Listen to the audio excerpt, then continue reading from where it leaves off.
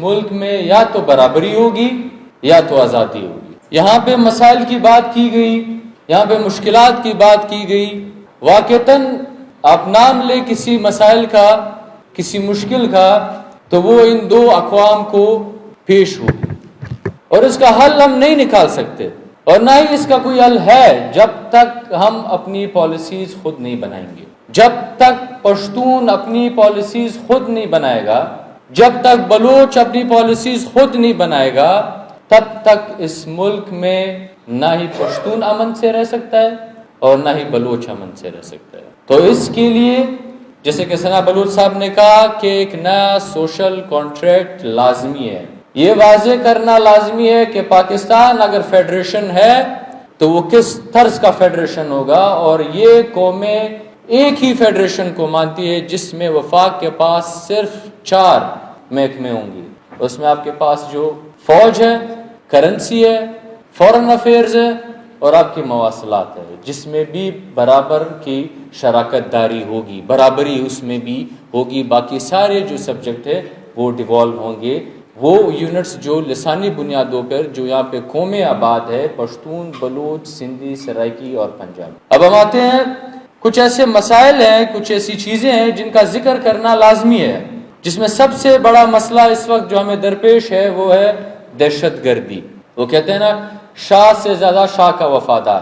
ہم اتنے وفادار ہیں کہ ہم نے پرائی جنگ میں نہ ہی صرف اپنے لاکھوں لوگ شہید کیے، کروڑوں لوگوں کو بے گھر کیا، ان کے روزگار چھینے، ہم نے اپنے اربوں ڈالر کا نقصان کیا، صرف اس لیے کہ امریکہ اور روس کے درمیان جنگ تھی اور ہم امریکہ کو خوش دیکھنا چاہتے تھے۔ آج بھی ہمارے اسٹیبلشمنٹ، جیسے محسن داور صاحب نے کہا کہ آج بھی انہوں نے اس سے سبق نہیں سیکھا۔ اعلامیہ یہ ہے کہ آج ہمارے وسائل بھی شاہ کے حوالے کیے جا رہے ہیں، وہ بھی شاہ کے لیے قربان کر دیے گئے یا کر دیے جائیں گے۔ نئی جنگ آ رہی ہے، ہم بات کرتے ہیں جنگ کی۔ یہ جنگ کیوں ہوگی؟ کس چیز پہ ہوگی؟ یہ جنگ ہوگی ریئر ارتھ ایلیمنٹس پہ، جس کے اوپر اجارہ داری ہے اس وقت چائنا کی، جس کے ریزرو سب سے زیادہ، چین آف سپلائی، ریفائنری، اس پہ جو مونوپلی ہے وہ چائنا کی ہے، اور امریکہ کو یہ کبھی بھی قابل قبول نہیں ہے۔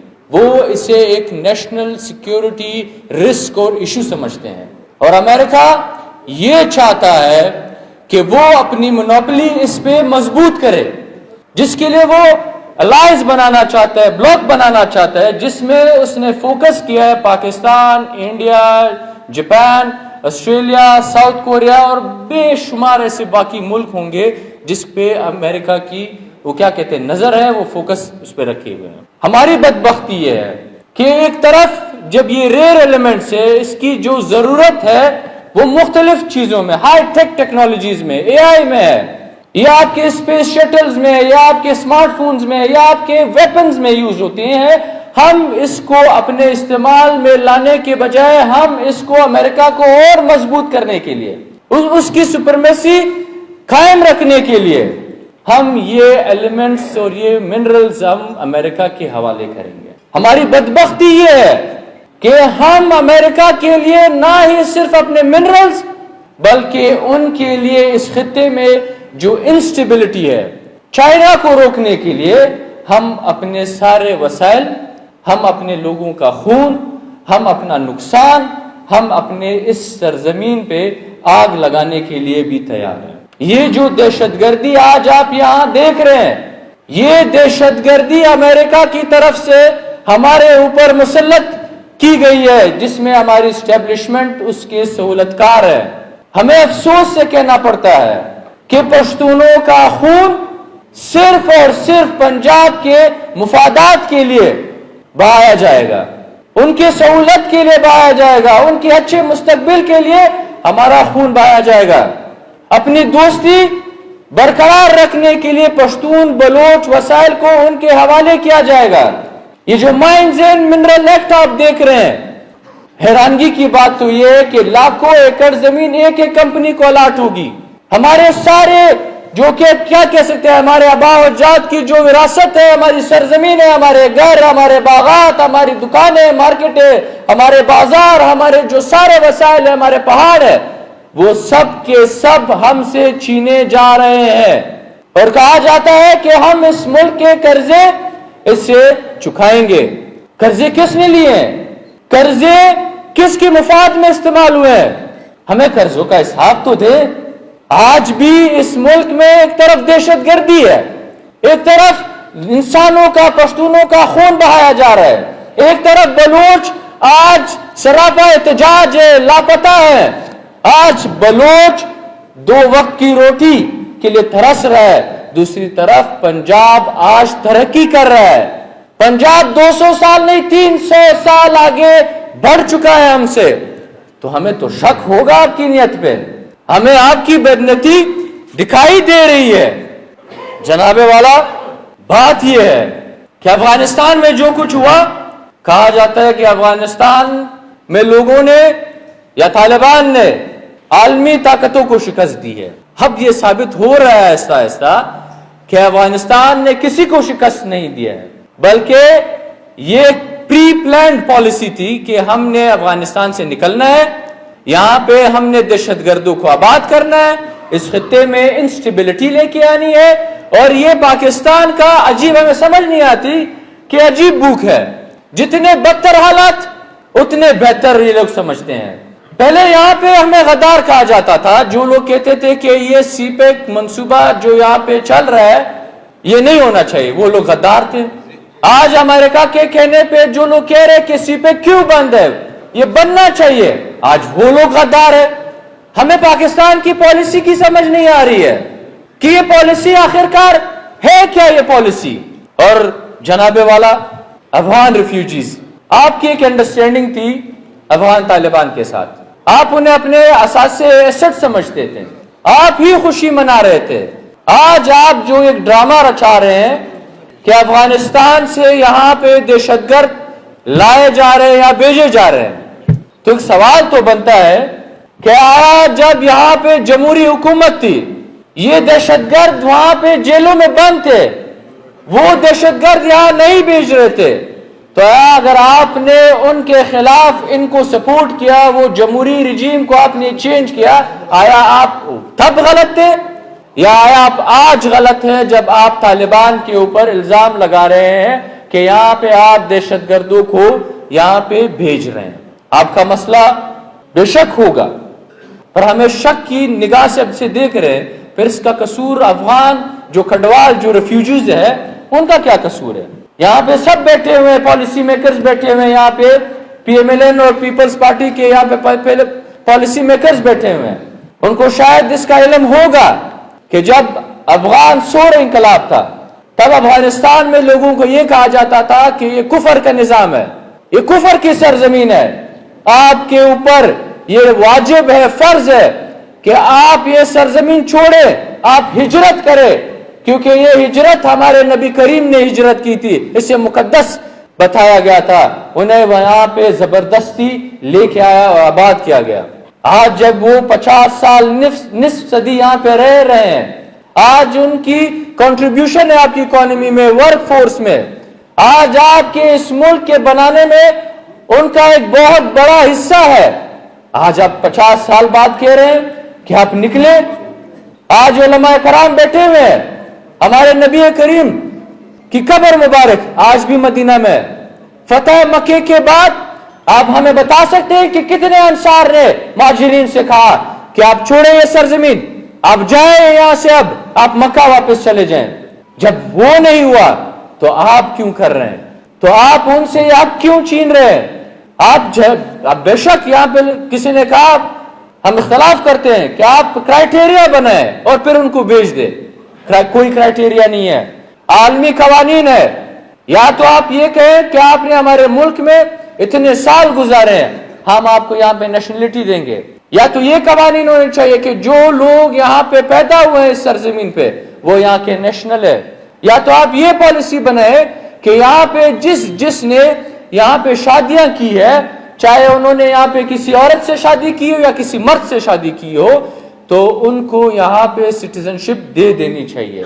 یہ انسانیت کا تقاضا ہے, یہ ہمارے وہ کیا کہتے ہیں اسلام کا تقاضا ہے کہ ہمیں ان کے ساتھ یہ بدترین سلوک نہیں کرنا چاہیے. اور جناب والا بات یہ ہے کہ یہ ایک ایسا ملک ہے جس کو امن سے نفرت ہے. یہ ایسا ملک ہے جس کو امن کا نعرہ لگانے والوں سے نفرت ہے. آج علی وزیر, مارنگ بلوچ آج جیل میں ہے. گناہ کیا ہے؟ وہ امن کی بات کرتے ہیں. گناہ کیا ہے؟ وہ دہشت گردی کے خلاف ہیں. گناہ کیا ہے؟ وہ اپنے حق کی بات کرتے ہیں. پچھلے دنوں ایمن ولی خان صاحب چلے گئے.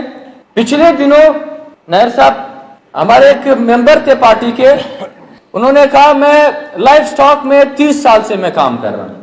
ان 30 سالوں میں میں نے ایک دن بھی نوکری نہیں کی ہے, پر ایک دن میں سیاسی جلسے میں یہ نعرہ لگاتے ہوئے سنا گیا ہوں کہ ہمیں پشتونوں کو جینے کا حق دو. کہتے ہیں مجھے ایجنسیوں کی طرف سے نوٹسز آ رہے ہیں کہ آپ آئے, آپ کی انکوائری ہے, آپ نے کیوں یہ نعرہ لگایا. مطلب 30 سال آپ نوکری نہ کریں, آپ تنخواہ لیں, اس پہ آپ کو کوئی سزا نہیں ملے گی, اس پہ ہماری ایجنسیز آپ کو کچھ نہیں کہیں گے.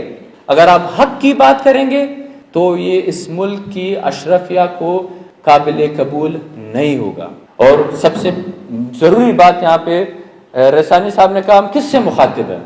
ہم اس ملک کی پنجاب کی ایلیٹ مقتدرہ سے مخاطب ہیں, چاہے وہ سیاسی قوتیں ہوں, چاہے وہ عدلیہ ہوں, چاہے وہ میڈیا ہو, چاہے وہ کاروباری حضرات ہو, چاہے وہ اسٹیبلشمنٹ ہو, چاہے وہ بیوروکریسی ہو, ہم ان سے مخاطب ہیں. یہ پاکستان نہیں چل سکتا, یہ پاکستان آپ نہیں چلا سکتے.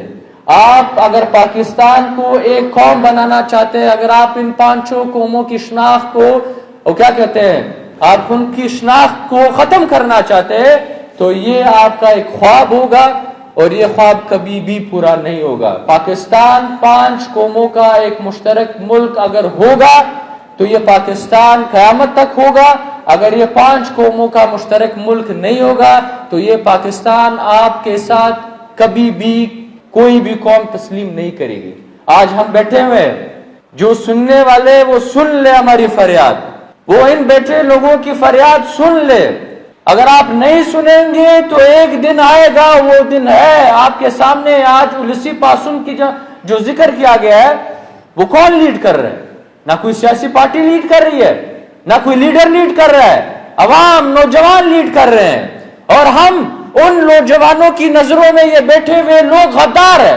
یہ محسن داوڑ غدار ہے, ایمن ولی خان غدار ہے, یہ یہاں پہ ثنا بلوچ صاحب غدار ہے, یہاں پہ مالک بلوچ صاحب غدار ہے.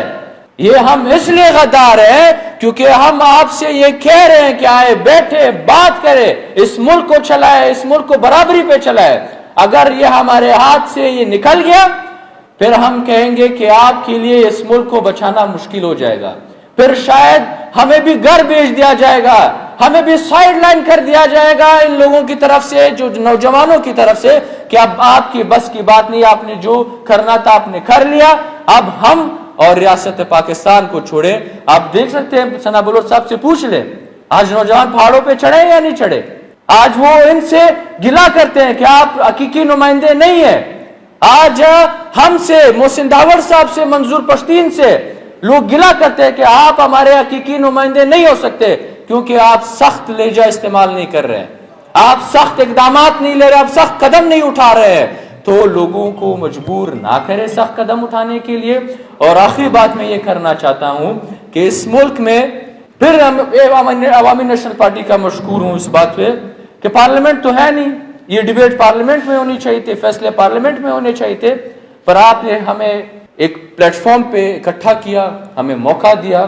اس ملک میں فارم 47 کی جو پارلیمنٹ ہے, جو جوڈیشری ہے, جوڈیشری اس حد تک پہنچ چکی ہے, ہم نام لے کے ہم کہیں گے کہ ان جو وفاقی جو پارٹیاں ہیں جو اقتدار کے لیے جنگ لڑ رہی ہیں, جو الیکشنز لڑتی ہیں, ہمارے صوبے میں بلوچستان ہائی کورٹ وہ ایک ڈپارٹمنٹ کے خلاف بھی کیس سننے کے لیے تیار نہیں ہے.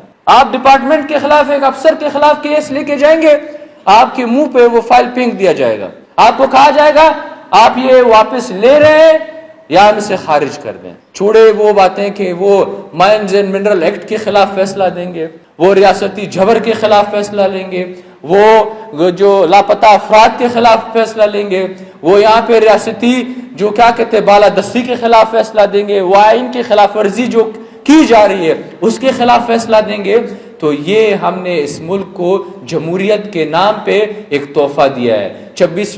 26ویں آئینی ترمیم کے نام پہ ہم نے اس ملک کو ایک تحفہ دیا ہے. ہم نے 18ویں آئینی ترمیم کو اس وقت غیر فعال تو چھوڑے, ہم نے اس آئین کو غیر فعال کیا. ہم نے SIFC بنا کے ہم نے قوموں کی وہ کیا کہتے ہیں خود مختاری, عوامی حکمیت کی, ہم نے جمہوریت کا گلا گھونٹ دیا ہے اس SIFC سے. اور ہم آج آپ سے یہ کہہ رہے ہیں ایمل ولی خان صاحب, ہم نے ہمیشہ ان بڑی پارٹیوں کے کہنے پہ ہم نے اتحادیں بنائی ہیں, ہمارے ساتھ دھوکا ہوا ہے.